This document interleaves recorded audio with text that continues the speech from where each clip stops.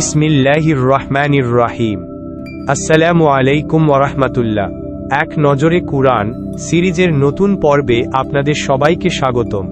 আজ আমরা পবিত্র কুরআনের এমন একটি সূরা নিয়ে আলোচনা করব যা আমাদের জীবনের উদ্দেশ্য, আল্লাহর অপার নিদর্শন এবং পরকালের বাস্তবতা নিয়ে গভীরভাবে ভাবতে শেখায়। আজ আমাদের আলোচনার কেন্দ্রবিন্দু সূরা জারিয়াত। চলুন প্রথমেই জেনে নিই এই সূরার পরিচয় ও নামকরণের রহস্য। সূরা জারিয়াত পবিত্র কুরআনের 51 নম্বর সূরা। এটি একটি মাক্কি সূরা, যার আয়াত সংখ্যা 60। এটি হিজরতের 2 বছর আগে নাজিল হয়েছিল বলে ধারণা করা হয়। কুরআনের বিন্যাস অনুযায়ী এর আগে রয়েছে সূরা কাফ এবং পরে রয়েছে সূরা তুর। আর নাজিলের ধারাবাহিকতা অনুযায়ী এটি 67তম সূরা, যা সূরা আহকাফের পরে এবং সূরা গাশিয়ার আগে নাজিল হয়েছে। এখন প্রশ্ন হল, এই সূরার নাম জারিয়াত কেন? জারিয়াত শব্দের অর্থ হল দ্রুত গতিতে উড়িয়ে নিয়ে যাওয়া বায়ু। সূরার ঠিক প্রথম আয়াতেই আল্লাহ এই শব্দটি ব্যবহার করেছেন, আর সেখান থেকেই এই সূরার নামকরণ করা হয়েছে জারিয়াত। এক নজরে সূরা জারিয়াত এর শানে নুজুল ও ফজিলত। কিন্তু কেন এই সূরাটি নাজিল হয়েছিল? এর প্রেক্ষাপট কি? তৎকালীন সময়ে অধিকাংশ মানুষই আখিরাত বা পরকালের ব্যাপারে ভুল ধারণা পোষণ করত। কিছু লোক তো আখিরাত বা পরকালকে সরাসরি অস্বীকার করত। আবার কেউ কেউ বিশ্বাস করলেও তাদের ধারণা ছিল বিকৃত।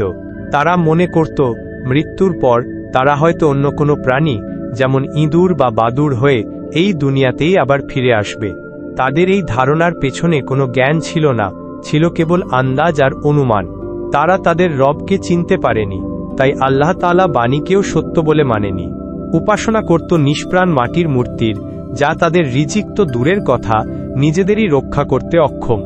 এই প্রেক্ষাপটে আল্লাহ তাআলা তাওহীদ ও আখিরাতের সুস্পষ্ট দাওয়াত দিতেই এই সংক্ষিপ্ত কিন্তু বিবেককে প্রচণ্ডভাবে নাড়া দেওয়া সূরাটি নাজিল করেন। এই সূরাটির একটি বিশেষ ফজিলত রয়েছে। স্বয়ং আমাদের নবী সাল্লাল্লাহু আলাইহি ওয়াসাল্লাম বলেছেন, মুফাসসাল সূরাগুলোর মাধ্যমে আমাকে অন্যান্য নবীর চেয়ে অধিক মর্যাদা দেওয়া হয়েছে। আর সূরা জারিয়াত এই মুফাসসাল সূরাগুলোরই অন্তর্ভুক্ত। মুসনাদে আহমদ 16982। কেন্দ্রীয় বিষয়বস্তু ও প্রধান থিম। সূরা জারিয়াতের কয়েকটি মেজর বা প্রধান থিম রয়েছে, যেমন 1 আল্লাহভীরু মানুষের বৈশিষ্ট্য, 2 লূত আলাইহিস সালাম এর জনগোষ্ঠীর পরিণতি, এবং 3 আমাদের জীবনের মূল উদ্দেশ্য। আর এই সব কিছুর কেন্দ্রে যে মূল ভাবনাটি রয়েছে তা হল আল্লাহর একচ্ছত্র কর্তৃত্ব এবং তার প্রতি মানুষের দায়িত্ব। এই কেন্দ্রীয় ভাবনার আলোকে সূরাটিকে 4টি প্রধান প্রতিপাদ্যে ভাগ করা যায়। 1. আল্লাহর অপার নিদর্শন। সূরার শুরুতে আল্লাহ বিভিন্ন নিদর্শনের শপথ করে পরকালের সত্যতা প্রমাণ করেছেন। 2. অতীত পর্যালোচনা ও শিক্ষা। এখানে অতীতের অবাধ্য জাতিগুলোর করুণ পরিণতি তুলে ধরে আমাদের জন্য বার্তা দেওয়া হয়েছে। 3. মানুষ ও জিন সৃষ্টির উদ্দেশ্য স্পষ্টভাবে বলা হয়েছে।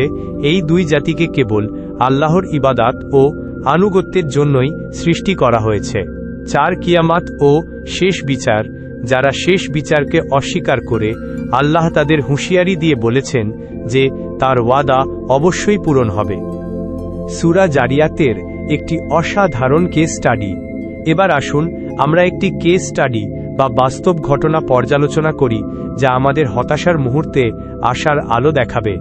ভাবুন তো একবার, আপনি জীবনের এমন এক পর্যায়ে আটকে গেছেন যেখান থেকে বের হওয়ার কোনো পথই দেখছেন না। হতাশায় ভেঙে পড়েছেন, ভাবছেন আর কিছুই করার নেই।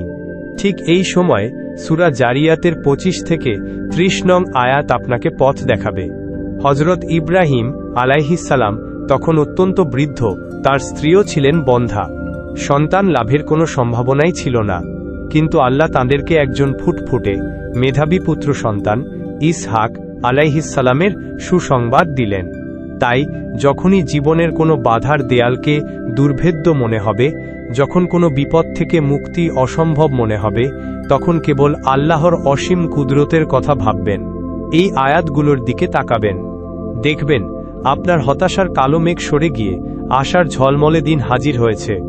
এক নজরে মেহমানদারির শিক্ষা, তাদাব্বুর। এই ঘটনাটি থেকে মেহমানদারির কিছু অসাধারণ শিক্ষাও আমরা পাই।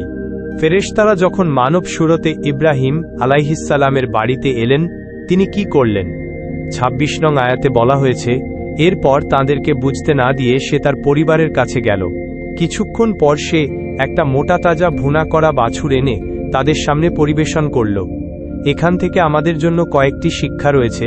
প্রথমত, বাড়িতে মেহমান এলে যত দ্রুত সম্ভব খাবারের আয়োজন করতে হবে। দ্বিতীয়ত, আয়োজনটি মেহমানকে না জানিয়ে তাদের অগোচরে করাই উত্তম, এতে তারা অস্বস্তিতে পড়বে না। তৃতীয়ত, সাধ্য অনুযায়ী খাবারটা মানসম্মত হওয়া উচিত। দেখুন, ইব্রাহিম আলাইহিসসালাম একটি মোটা তাজা বাছুর ভুনা করে এনেছিলেন। ইসলাম মেহমানকে অত্যন্ত সম্মান দিয়েছে। মেহমানদারি আপনার ঈমানের গভীরতারই প্রমাণ। আর মনে রাখবেন, মেহমান আপনার রিজিক থেকে খায় না, বরং সে তার জন্য বরাদ্দ রিজিক নিয়েই আসে।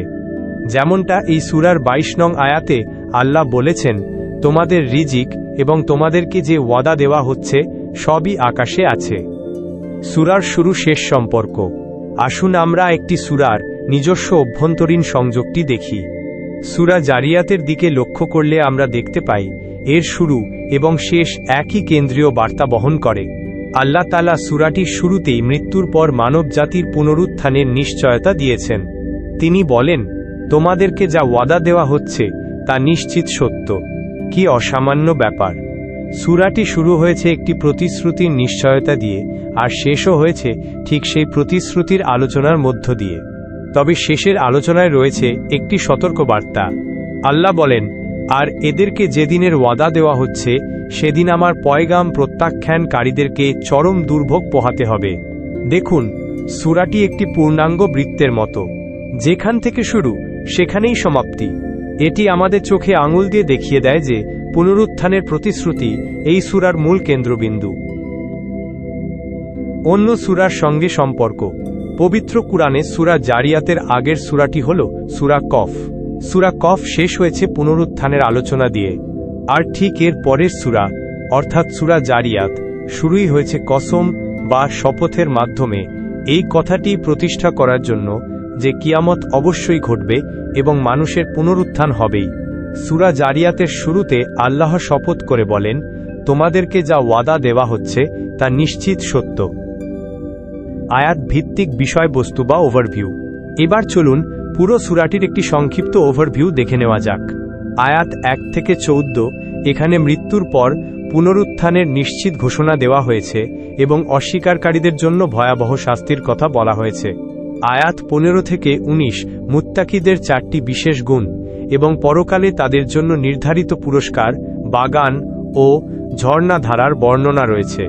আয়াত ২০ থেকে ২৩, এখানে আল্লাহর ৩টি বিশেষ নিদর্শন, মহাকাশ, পৃথিবী ও মানুষ নিয়ে ভাবতে বলা হয়েছে। আয়াত ২৪ থেকে ৩০, হযরত ইব্রাহিম আলাইহিসসালামকে পুত্র সন্তানের সুসংবাদ দেওয়ার ঘটনা বর্ণিত হয়েছে। আয়াত ৩১ থেকে ৪৬, অতীতের অবাধ্য জাতি যেমন লূত আলাইহিসসালামের কওম এবং অন্যান্যদের ধ্বংসের বিবরণ তুলে ধরা হয়েছে।